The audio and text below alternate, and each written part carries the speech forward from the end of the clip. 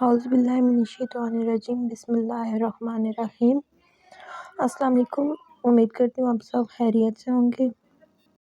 آج ہم بات کریں گے تہجد کیوں پڑھنی چاہیے، تہجد سے کیا فائدے ہوتے ہیں۔ کتنی پر اثر ہوتی ہے وہ شدتیں جو ہمیں تہجد تک کھینچ لاتی ہیں۔ تیرے کن پر یقین ہے، اس لیے میری دعاؤں کا سلسلہ قائم ہے ابھی تک۔ اور جانتے ہو سکون کیا ہے؟ اپنے رب سے اکیلے بیٹھ کر گفتگو کرنا۔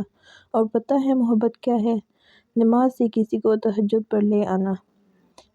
ایک درد بھری رات اللہ کے روبرو بیٹھ کر گزار دی جائے تو باقی کی راتیں جا کر گزارنی نہیں پڑتی۔ جب تمہیں کوئی امید نظر نہیں آتی کہ وہ تمہیں تہجد کے لگن لگا دیتا ہے اور ایک نئی امید جگا دیتا ہے۔ تمہیں کیا لگتا ہے جب رات سونے کے لیے بنائی گئی ہے اور ہر شخص سکون کی نیند سو رہا ہے تو کیا وہ تمہیں بلا وجہ جگائے ہوئے ہے؟ نہیں، یہ تڑپ اللہ نے پیدا کی ہے۔ ہر چیز نصیب کا حصہ ہے، پھر چاہے غم ہو یا خوشی ہو۔ ہم سوچتے ہیں کہ ہم خود اللہ کی جانب جاتے ہیں، حالانکہ ہمیں تو اس کی جانب بلایا جاتا ہے۔ تہجد سے تقدیر بدل جاتی ہے۔ تم راتوں کو اٹھ کر اللہ سے مانگو تو صحیح، جو کہانی تہجد تک پہنچ جاتی ہے وہ پھر کبھی ادھوری نہیں رہتی۔ چاہت سے نصیب تک کا جو فاصلہ ہے وہ بس دعا کا ہے۔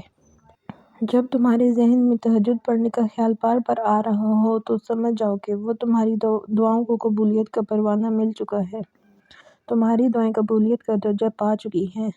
تم بس دعا مانگو، باقی اس پر چھوڑ دو۔ کیا پتہ اسے تمہارا مانگنا اتنا پسند ہو کہ وہ تمہیں سننا چاہتا ہو۔ اللہ سے دعا ہے اس رمضان المبارک کے صدقے تمہاری ادھوری دعائیں قبول فرمائے اور کن کو فیکون میں بدل دے۔ 5 بڑے فائدے جو تہجد کی نماز پڑھنے سے ہوتے ہیں۔ ویسے تو اس نماز کے بہت سارے فائدے ہیں، لیکن جیسے کہ ہر چیز کے کچھ خاص فائدے ہوتے ہیں، ایسے ہی تہجد کی نماز کے بھی کچھ خاص فائدے ہوتے ہیں۔ تہجد کی نماز کا وقت کون سا ہوتا ہے؟ رات کا آخری وقت۔ اگر کوئی انسان تہجد کی نیت کرتا ہے کہ میں تہجد کے لیے اٹھوں گا، لیکن اگر وہ اٹھ نہیں سکتا تو اللہ تعالیٰ اسے تہجد کا ثواب عطا کر دیتا ہے۔ تو ہر وہ عورت، ہر وہ مرد جو تہجد کی نماز ادا کرے، اس کے لیے 5 بڑے فائدے جو حدیث میں بیان کیے گئے ہیں۔ حضور صلی اللہ علیہ وسلم نے ایک فائدہ یہ بتایا، فرمایا تہجد ضرور پڑھا کرو، یہ صالحین کا طریقہ ہے، یعنی نیک لوگوں کا طریقہ ہے۔ تو تہجد کی نماز پڑھنے کا ایک بڑا فائدہ یہ ہے کہ انسان نیک لوگوں میں سے ہوتا ہے، کیونکہ یہ نماز نیک لوگوں کی نماز ہے۔ جو انسان یہ نماز پڑھے گا وہ صالحین میں سے ہو جائے گا، نیک لوگوں میں سے ہو جائے گا۔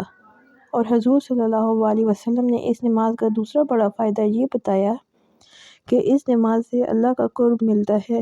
اللہ کا قرب کیا ہے کہ انسان اللہ کا ولی بن جاتا ہے۔ اللہ کے ولی اللہ کے مخصوص لوگ ہوتے ہیں، خاص لوگ ہوتے ہیں، کیونکہ یہ نماز تنہائی کی نماز ہے، اور جو انسان تنہائی میں اللہ کے لیے اٹھتا ہے تو وہ انسان سب سے زیادہ اللہ کے قریب ہوتا ہے۔ تو آپ لوگ جتنا تہجد کی پابندی کریں گے اتنا ہی زیادہ اللہ کا قرب ملے گا۔ اور اس نماز کا تیسرا فائدہ یہ بتایا گیا ہے، فرمایا کہ تہجد گناہوں سے روکتی ہے۔ جو انسان تہجد پڑھتا ہے اسے احساس ہونے لگتا ہے کہ میں گناہ کر رہا ہوں، میں تہجد بھی پڑھتا ہوں۔ جب تہجد پڑھنے والے انسان کے دل میں احساس آ جاتا ہے تو وہ گناہوں سے رک جاتا ہے۔ قرآن مجید میں ہے کہ نماز بے حیائی، برے کاموں سے روکتی ہے، ان گناہوں سے روکتی ہے۔ یہ تو ہر نماز کے لیے ہے، لیکن اگر تہجد کی نماز پڑھیں گے تو آپ چھوٹے چھوٹے گناہوں سے بھی بچ جائیں گے۔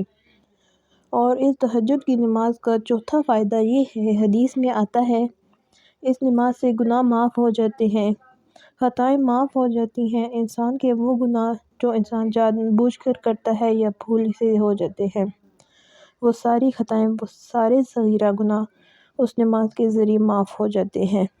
اور تہجد کا 5واں بڑا فائدہ یہ ہے کہ حدیث میں آتا ہے کہ اس نماز سے بدن تندرست ہو جاتا ہے، انسان کے جسم میں قوت آتی ہے۔ آپ تہجد کی نماز پڑھ کر دیکھیں، آپ کے جسم کے اندر کتنی قوت آئے گی۔ جب آپ تہجد پڑھیں گے، اس نماز کے لیے اٹھیں گے، اللہ تعالیٰ آپ کو اور عبادتوں کا بھی شوق پیدا کرے گا۔ آپ کے اندر عبادتوں کی لذت آئے گی، پھر آپ میں ہمت ہوگی، قوت آئے گی، آپ کا جسم چاہے گا کہ آپ اللہ کے سامنے کھڑے ہوں۔ یہی تو اس نماز کے فائدے ہیں۔